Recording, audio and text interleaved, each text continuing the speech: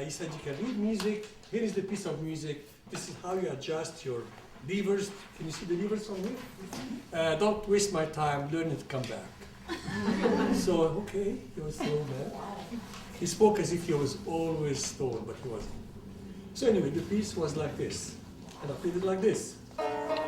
No, better than that.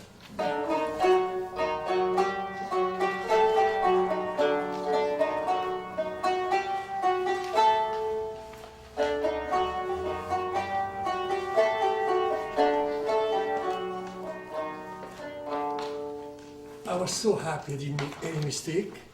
Especially when you play the canon, one hand is here, 2 inches from the bridge. The left hand is here at an angle.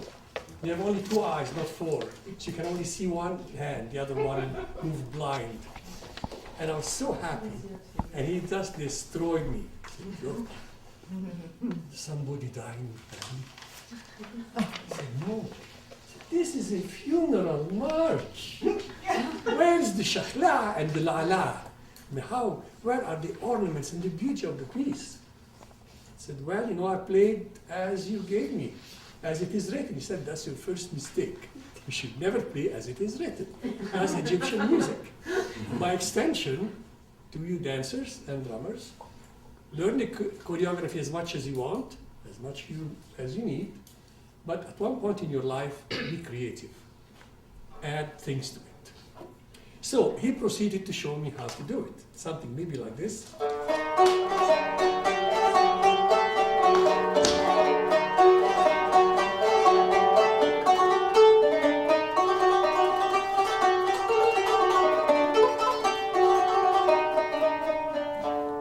How beautiful.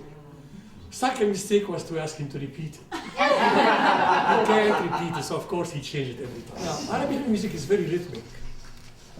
Very rhythmic. For this reason, so much effort has been spent to talk about rhythm, to analyze rhythm and write treatises on rhythm. It's probably the single most important issue in Arabic music. The first attempts were done by musicians, practitioners, and the practitioners would talk about rhythm in a very vague term, but a language very rich in metaphors.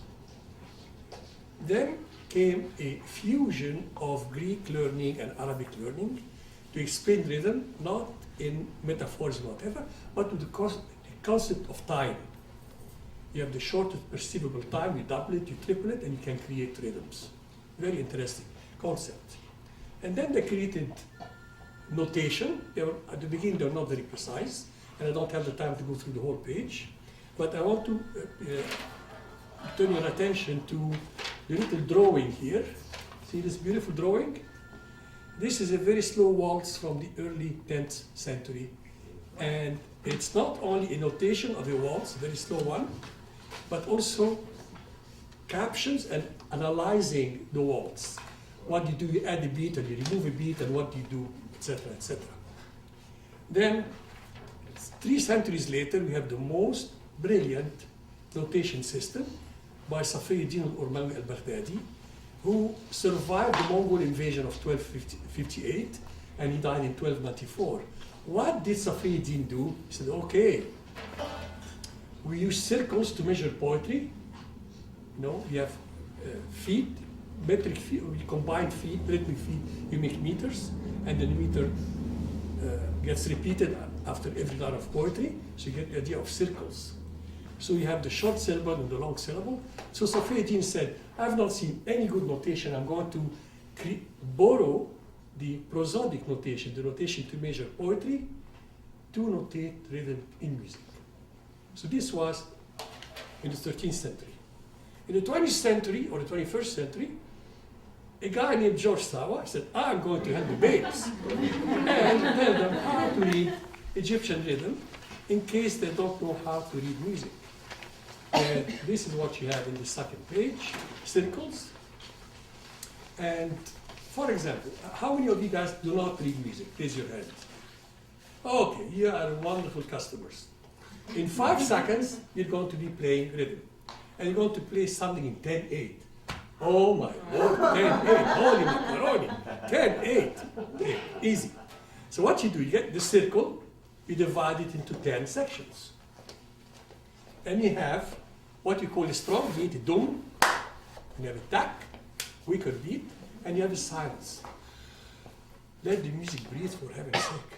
There has to be a silence from time to time. So, turn around. So you want to start here. The top is D for dum, and dum is like this. Let me hear your dum. Beautiful dum. Your tak is like this. Promise me to be gentle on the tak, otherwise you're going to hurt your knuckles. That's your tak. And the silence, say nothing. Okay? So here we go. Dum, silence, silence, tak, silence, dum, dum, tak, silence, silence, dum, silence, silence, tak, silence, dum, tak. Now, a lot of dancers and drummers tell you have to buy a CD of finger cymbals. You have to know how to play finger cymbals. They're after your money. Finger cymbals, listen to the Egyptian dancers. It's two simple patterns, taka, taka, taka, taka, or taka, tak, taka, tak. That's all you need to do. Let the drummer do his job or her job. Yeah. Yeah, that's something simple. But you have, you go on the internet, CD teaching you finger symbol, do the masmoudi, do the shift tally. That's not your job. It's not your job, okay? Show me an Egyptian belly dance on YouTube that does anything else than these two. Now the taka taka is easy. Taka tak, you have to be careful. Your taka tak. Taka is before the beat. Tak is on the beat. Taka tak, taka tak, taka tak, taka tak. Okay? Let's play it. Now, the tone system of Arabic music and Turkish music is even worse, are very complicated. If you look at the kanun here, first of all, this is your bridge, and these are 5 pieces of fish skin. Same skin I have on the tambourine and the clay drum that Suzanne is playing. It lasts almost forever unless we take it to Newfoundland. Anyway, then you have 4 ornamentation here. I call them 3 roses and a carrot to help you get a beautiful sound. Then you have 78 tuning pegs. This instrument has 78, other have 81. At one point in history, it had 108 strings that you had to tune every time you play. It's a lovely instrument, but very, very hard. On the left-hand side, you have levers that give you tone, half tone, quarter tone, 1/9 of a tone, and sometimes 20th of a tone, depending on the music you're playing. So this is my standard C major scale.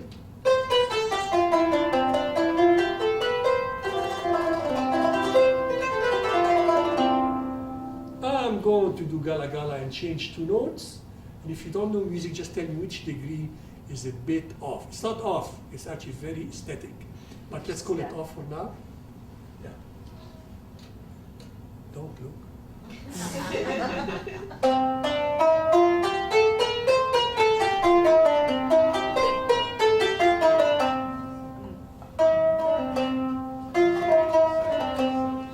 Any guess? Yeah. There are 2 types of music, 2 very, very fundamentally different types. One is music that you can clap to, and one is that you can never clap to. That's the mawal, that's the taksim, good for your vein work. There may be a drumming background, but don't bother about the drumming, just follow the flow of the music. Excuse me. Don't bother. So, I'll tell you something, and then see if you can clap. You won't be able to, but just imagine.